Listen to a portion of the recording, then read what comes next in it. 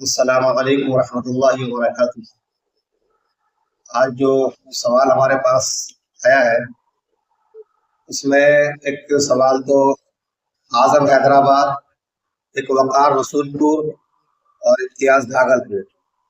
ان لوگوں کا سوال یہ ہے کہ دیوالی کے موقع سے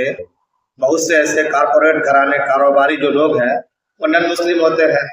لیکن وہ اپنے ملازمین کو جس میں مسلمان بھی ہوتے ہیں ان کو بونس دیا کرتے ہیں، تو کیا ہم یہ بونس لے سکتے ہیں یا نہیں؟ اسی کے ساتھ ساتھ میں مٹھائی کا سوال بھی ہے کہ بہت سے لوگ ہمیں مٹھائیاں بھی پیش کرتے ہیں، کہ کیا ہم ان سے مٹھائی لے سکتے ہیں یا نہیں؟ تو سب سے پہلے میں یہ اصول بتا دوں آپ کو کہ یہاں پہ دو چیزیں آ رہی ہے، جو دینے والے ہیں بیچارے وہ جو لینے والے ہیں وہ مسلمان۔ تو اصول یاد رکھیں کہ آپ کو یہاں پہ جو چیزیں ہدیے کی شکل میں دی جائیں آپ وہ لے سکتے ہیں،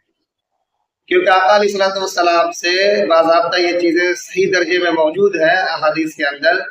کہ مشرکوں نے آپ علیہ الصلوۃ والسلام کی خدمت میں ہدایہ اور تحائف بھیجے ہیں اور آپ نے قبول کیا، چنانچہ علماء نے لکھا ہے کہ آپ بھی لے سکتے ہیں، بونس بھی ایک انعام ہے۔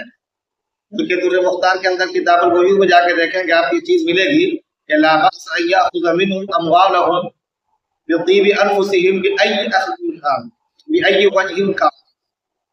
کہ آپ کے لیے کوئی ایسا مسئلہ نہیں ہے جب وہ خوش دلی کے ساتھ آپ کو کوئی چیز دے تو جب شرک کی شکل میں بھی دے آپ لے سکتے ہیں ان کے مال کو، کوئی حرج کی بات نہیں ہے،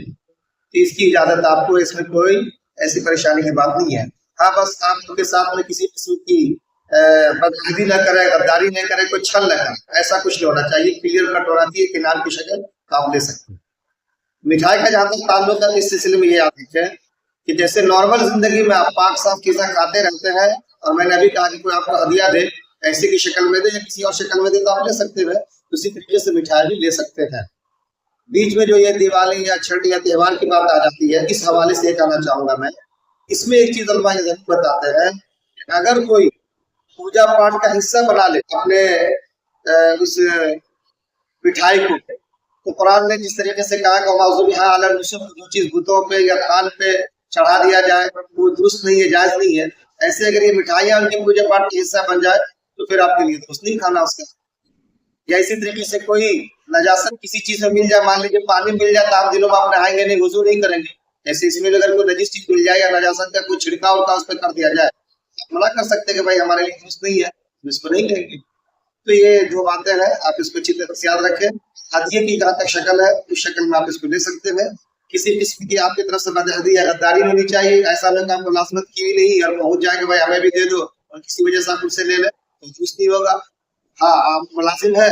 آپ کیا ملازمت کرتے رہے اور آپ کو انعام دیا جا رہا تو لے سکتے ہیں۔ ایسے مٹھائی کے بارے میں پاک ہے، صاف ستھرا، کسی قسم کی کوئی اس میں ملاوٹ نہیں ہے، نہ کسی بتوں پہ اس کو چڑھایا گیا ہے،